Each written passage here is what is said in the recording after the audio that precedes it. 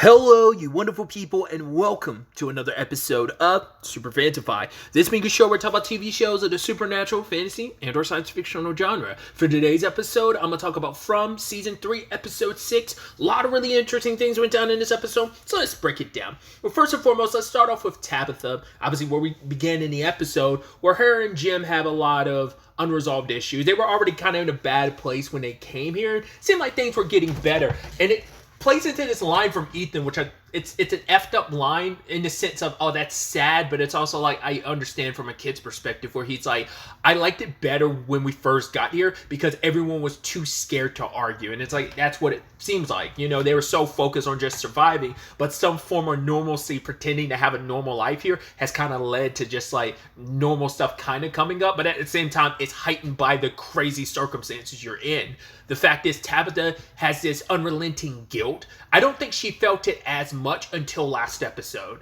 Like, that meeting was the real, like, kick in the teeth for her, where she feels like, did I not do enough? It's like, I don't think you could have told anyone, because it's like, for one, how would people even begin to find this place? This place finds you, you don't find it, you know? Even Tabitha doesn't know how she actually got here, like, you know, I mean, no one does, but the fact of the matter is she was unconscious when her and Henry were on the road and came back to town. Or at least, you know, the ambulance they were in saw the tree and everything. But that's why I'm cutting Tabitha some slack. I get the frustration because everyone's just frustrated. We've been here for X amount of time. We just want to go home. You had an opportunity. I get the frustration and piss, but as an audience member of the show, I don't feel as bad because she did who could she really call and tell without them thinking she was crazy? So even Henry, like I said last episode, like Henry tried to defend her, being like, yo, like even I didn't really believe her. I thought she was crazy. They're like, yeah, but you eventually did. He's like, yeah, but my circumstances are different. My wife and child are connected to this place. My wife who drew and painted about this place before she even got here, and my son who's still alive and trapped here. So, but yeah, like Jim's attempts to try and make Tabitha feel better about it, for her, it's just like, he's kind of like, what do you want me to say? You want me to say, you want me to be a mind reader? You want me to say the things that, because at first it's like, do you want me to tear into you? Is that what you want? It's just, for her, it just feels insincere because she's like, because you don't know. You can't tell me, you weren't there. You can't say what else I could have done. You don't know if there's something else I could have done, but I get it. He's just also trying to be supportive. It's always in that complicated spot of you want to be supportive, but sometimes your attempts to be supportive just does more harm than good. Just let her be frustrated. Sometimes people just want to vent, but sometimes it's like, you know, I think the argument could be made, you know, that's always a conversation of like, yeah, a guy wants to try and fix something. And it's like, sometimes people just want to vent. They don't need something to be fixed. What's also interesting considering, like, right, there a lot of dirt from their relationship kind of, you know, spirals up because it's like, yeah, your children thought you were dead. She's like, oh, you couldn't handle trying to be with the kids for like, because for her, it's like, when Thomas died, you at least buried yourself in work. You weren't really there for the children. I was. I mean, and I'm sure Julia would probably make the argument neither one of you were. Because because I think she even said that exactly to Jim of like, when Thomas died, they both retreated in themselves. And she had to be the one. She had to step up and be, like, even though she wasn't that much older than Ethan, she had to be the parent in the situation, even though it's like, right, I'm the one that also needs to be taken care of too. I'm still a child myself, but she had a lot of responsibility hoisted upon herself. And once again, Julia's going through it too because I had to pause because I realized I kept saying Julia. It's Julie. I've probably been messing that up. Just like Marielle, I think I've been calling her Marianne in previous episodes. I always struggle with remembering the character's name, but I think I was saying Julia instead of Julie, but I'm correcting myself there. Sorry about that. But anyway, like, she's going through it because of everything her, Marielle, and Randall experienced, and she can't really talk to anybody about it. So I'm sure all of that, like, you know, it's like, you're here falling apart. I'm trying to keep it together, and you're not even really concerned about me, you know, and it's like, once again, it's just, everyone, and, you know, Tabitha puts it best when she talks to Ethan later on, everyone is trying their best, but it's like, it's such a complicated juggling act, trying to keep this all together, and it's just like obviously this place is just reigniting all that pain. So it's kind of like they weren't in the best place when they came here. They were still dealing with everything, and the family was kind of already broken because Jim was like, "You wanted to divorce me because you wanted to try and deal with your pain on her." She's like, "Oh, I didn't want to divorce you for that because I was already going through my pain alone." And it's just, it's just they just did not communicate well, and they were just both dealing with it in their own way, and it was not the best way, and just a lot fell apart. So that's the only interaction we had between Jim and Tabitha, because Jim made sure not to be in the house the rest of the episode, just probably avoiding being around Tabitha, and it's such a nasty thing. And even that snide remark from Julie, being like, "Well, I'm glad to see some things are normal," because it's like, right, she's used to this, because she's like, "Yeah, Dad, oh, it's taking a trip out." It's like, "Well, yeah, to get food." She's like, "Yeah, it had nothing to do with the whole screaming match you guys had," but she's like, "Yeah, I'm glad that things are back to normal, some form of normal," because she was probably hoping like her parents would get their shit together, like considering everything going on. But it's like, here we are falling right back into the same cycle after just everything that we've been through. The end of season 1, Dad being trapped under the house in season 2, us thinking Mom was dead. So, but it's like a lot that everyone, like I said, it's Tabitha's just so frustrated with herself, and it's the thing of like, I can't tell her.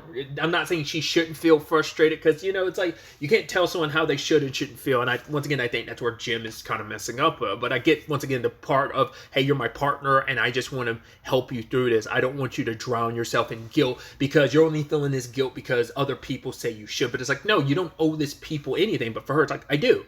I owe it to my family. I owe it to everyone in this town. And she ends up talking to Donna, who's making a pseudo kind of burial for Dale. She's like, "Yeah, he was a pain in my ass for like 2 years, but at the end of the day, he had his good moments here and there, and just wanted to kind of give him a proper burial."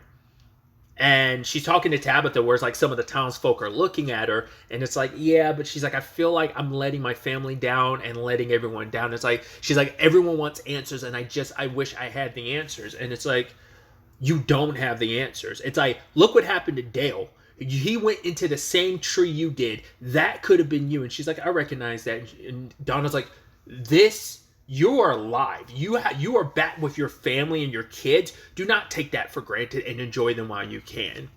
And I love how that also ties into the Kenny of it all, because Kenny is struggling through it himself, trying to be like, no, he's okay. He wants to be helpful. I think he wants to keep himself distracted so he doesn't have to really think about his mom. Like, it's been one thing after another since his mom died. So, but he went home and he was like looking. He's like, oh yeah, my mom has like this like junk drawer, and there was like a screwdriver. And Julie was like, oh, Dad must have, after Mom disappeared and we thought she was dead, like Dad probably like fiddled with it, and not even realizing it. And he's like, no, it's cool. And Julie could tell how much that bothered Kenny. And it made him realize, he was like, I want them to have this house, and because my mom would want, because this house was meant to be a home. And it's like, for me, it only felt like a home because of my mom. And now that she's gone, it doesn't feel like a home. So he wants to move to Colony House. And it's just, I mean, you could tell, like, cause once again, the junk drawer thing was making him feel, because it was just like, right, this is less our house. And it's like, even he was like, yeah, it's not even, because it's like, I can't be mad at them for moving stuff around, because it's like, yeah, my mom's gone now, and my mom wouldn't care if they did. But it's like, yeah, this is more their home than it is mine, because the only people who could have made it feel like a home are no longer there. So I think Donna, like, especially with everything, just with the whole Dale of it all, I think for her, because Kenny said, like, right, she's thinking it's not much, but he's like, no, you giving him dignity, and that's something more than any of us could really ask for. And I think with this, and Kenny being like, yo, can I stay over at Colony House, I think it eases some of that pain. It's kind of like you take the good with the bad type of thing. So I think Donna's kind of happy to have someone else there, and especially knowing like what this means for Kenny. And it's like, having someone there who, and that's always meant to be, Colony House is always meant to be that welcoming place, Donna's place. So, I don't know, I think there's some kind of sweet to that. Like I said, like the balance of like the pendulum swinging of the Dale situation, and kind of having some silver lining with the whole Kenny moving in thing. But either way, circling back to Tabitha, when she was with Ethan, she saw the kids again, and they're doing the whole Akui thing, and it's like, right, this is her first time having any vision since coming back, so it's still there, and it's like, did I not get what I was supposed to get? Once again, like, her coming back, like, was that part of the plan? Always part of the plan? Was she always on a time limit? Or once again, did she figure out what she needed to figure out, and that's why she is back? We're still unclear on that part. That keeps being the question I've been asking, like, since, what was it, episode 4 when she came back? Like, at the end of episode 4 she came back? No. That was at the end of episode 3 when she came back. But anyway, you get the point I'm trying to make.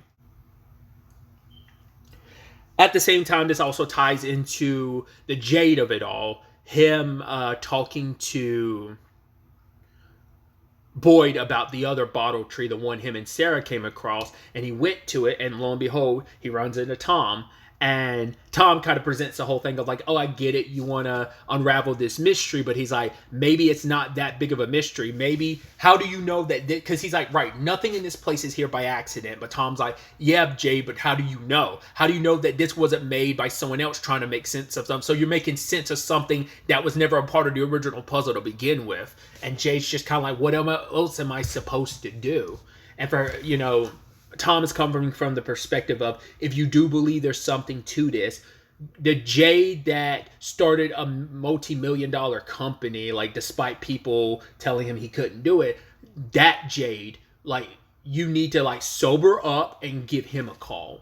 So it's kind of like a, because this was kind of like, even though he was the bartender, it's still kind of like he was pseudo your sounding board and your drinking buddy, so it is a situation of, it is kind of sad because Tien Chen was like the second person he's lost. It kind of helped him in that journey, just like Tom, now Tien Chen. I didn't even think about that when he was talking about like Tien Chen helping him out like a couple episodes back when it was him, Christy, and Kenny. But it did seem like he took Tom's words to advice. Once again, I'd assume it's the same thing as the Father Khatri of it all. Once again, is it the little boy and the pot? Is this like a lost thing of, once again, good and evil, and the little boy and Father Khatri and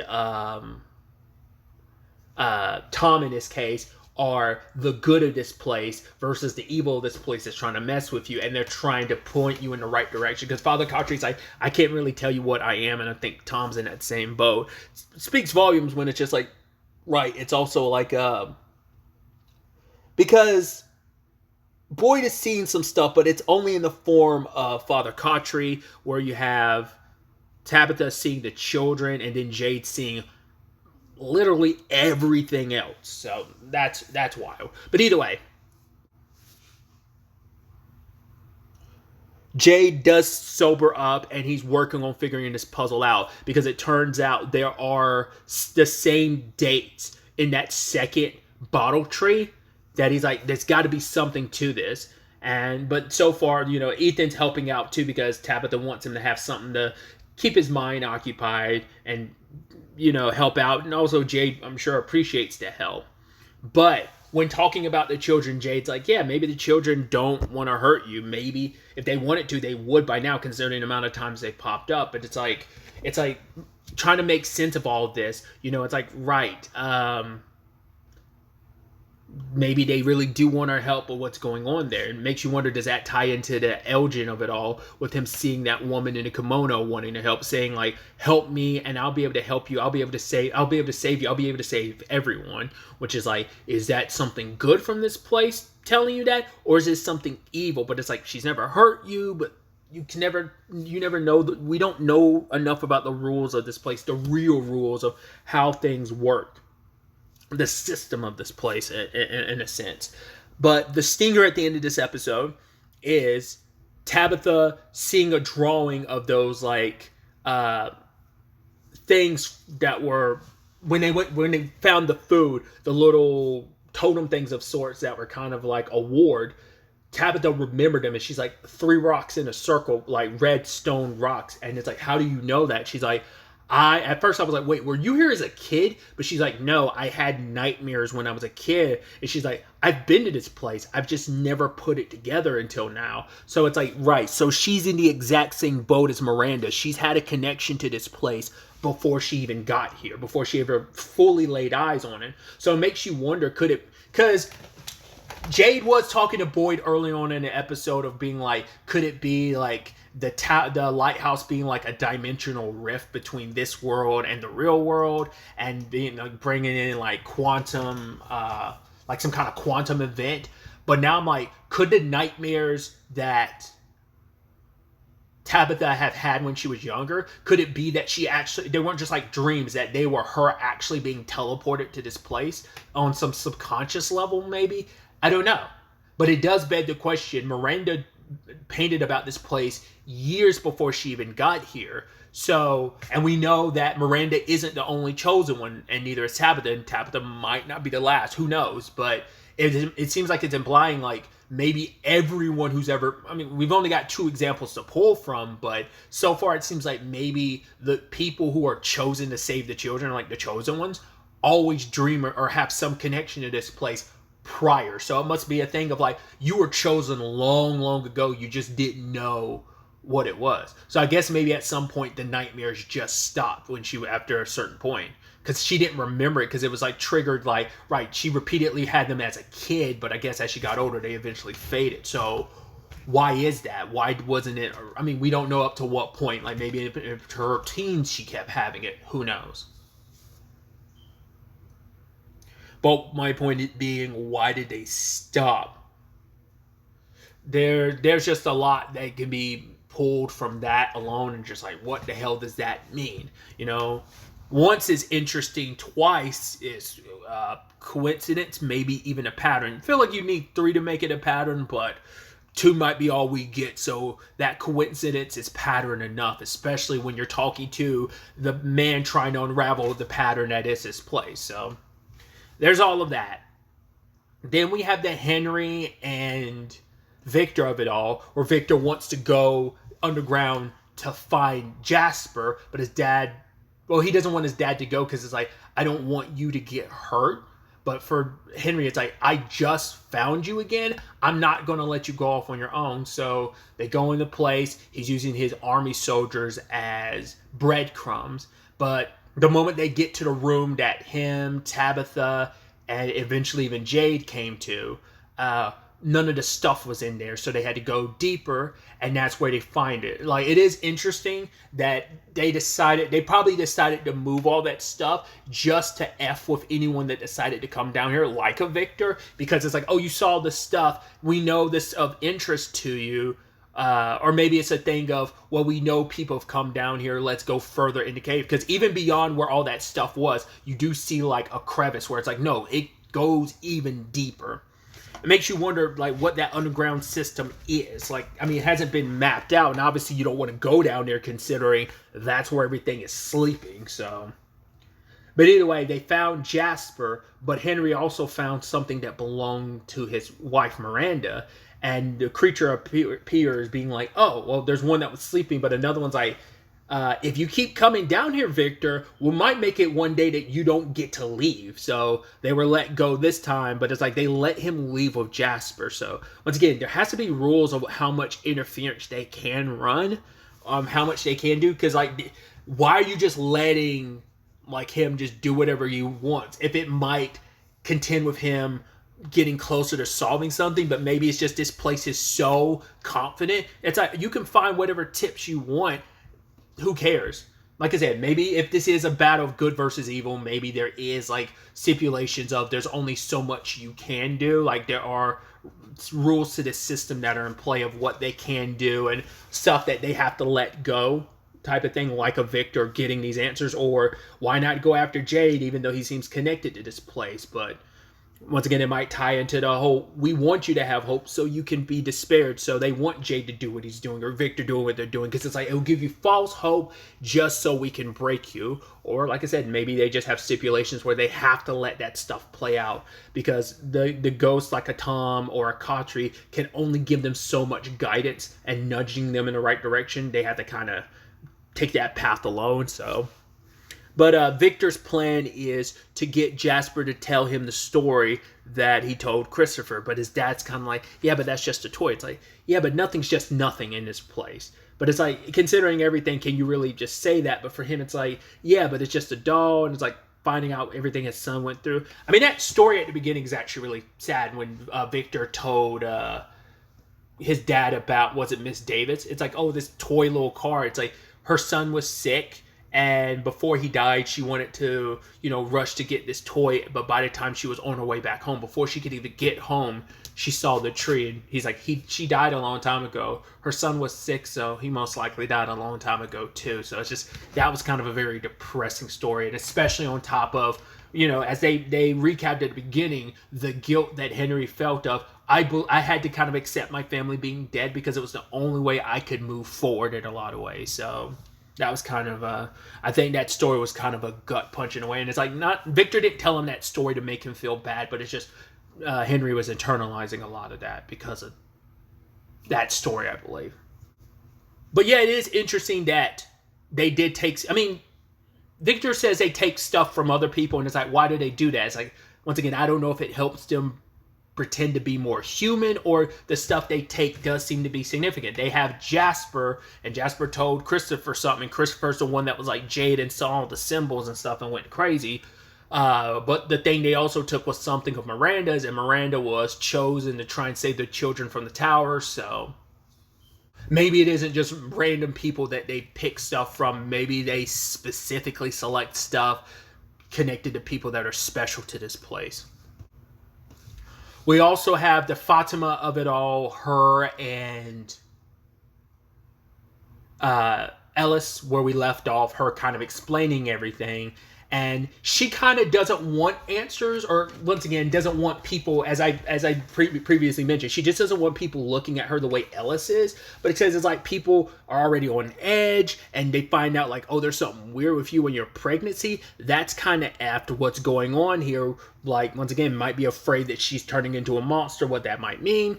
So, but Ellis wants her to get checked out because it's like, we need to know. We can't just like sit, because I need to know if something's wrong with the baby. And eventually talks to his dad because Boyd was there to tell him about the ultrasound that was found in the ambulance, and how serendipitous that this conversation's happening at that exact same time. So they fill Boyd in on it, and it's like, right, we have to go see Christy and find out what's going on. And Fatima's like, no, we'll put it off till tomorrow, because she doesn't want any answers, because she's scared of what she's going to find out, because she just wants their baby to be okay. And obviously Boyd's freaked out too, because it's like, right, this is not, this is your son's child, but it's your grandchild. So obviously you're worried and concerned. You're concerned about everyone in this town, But, Fatima is essentially your daughter-in-law in a lot of ways, because they're not married, they're just dating, if I remember correctly. Maybe they are married or engaged or something, I don't remember. But it's like, yeah, of course, like, you care about a lot of people, you want to make sure everyone's okay, but especially in this case where it's like, yeah, she's potentially carrying your grandchild, and obviously she's the woman your son loves, so obviously she's family. So, and there's, not a lot of that left in this place for you, so it's like, you hold on to the family you've got, so... Ultimately, she was convinced to go see Christy, and they used the ultrasound, but they don't find anything. Because I was trying to remember, it's like, how did she know she was pregnant in the first place? Wasn't it just because she was feeling sick and throwing up? Like, I don't remember if she took a pregnancy test last season or not. Maybe she did. I just don't remember. Like, because false positives do happen with pregnancy, and they can. So now the question is, if it's not a baby situation that caused this, then what is it? Or was it a situation of she was pregnant, but there's a metamorphosis thing happening now where it's like the pregnancy is kind of undone because of this play? Who knows? The thing is, we don't know. That was the biggest question. We don't know what kind of effect this place is having on her pregnancy. But now the question then becomes, well, if it's not a pregnancy, if she's not pregnant being affected this way, then that means this place is affecting her in some way, and why though? So it could just be a thing that she was pregnant, but whatever this place did to her made her absorb the baby, so maybe she's no longer pregnant, even though she really was at one point. So we don't know where that's going to go with the whole Christy and Marielle of it all. We'll have to wait to see like the other side of that conversation, what kind of tests they can run. They're limited on what they can do and really test for, because how do you test for the weirdness of this place? So there's all of that. There's also the Randall of it all.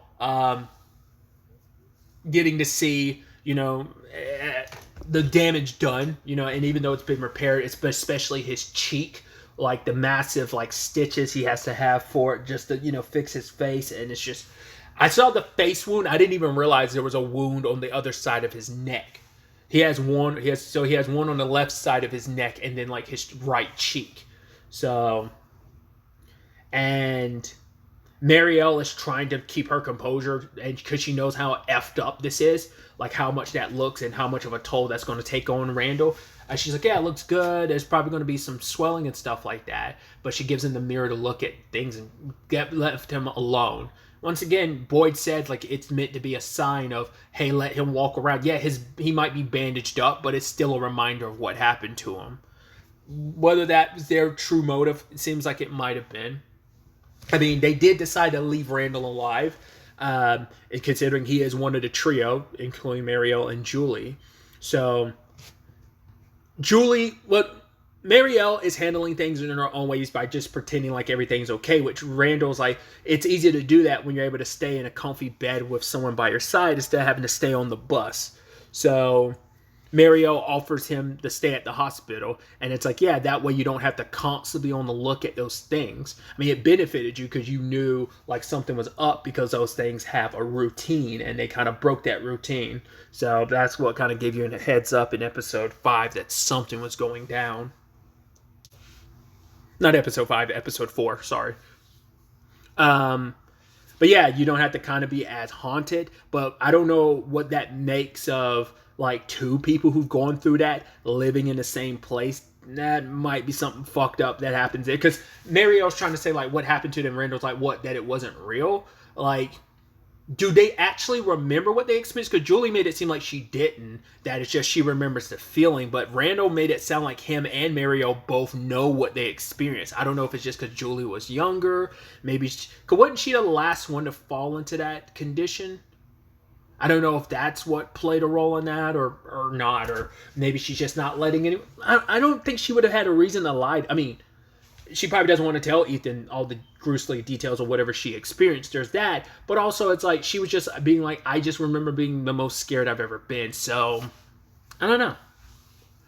But Randall does talk to Julia about it a little bit. They're the only ones that can really understand what they experienced and what they went through. So he did manage to get a little weed off of Julia, because Julia's using it to deal with things in her own terms. So that just mystery after mystery, enigma after enigma. It's going to be interesting to see where all of this ends up taking us going forward into the next episode. But really, that's all I wanted to talk about. Till the next time we meet, be happy, be safe, live life to the fullest, and enjoy it. Good day, and goodbye.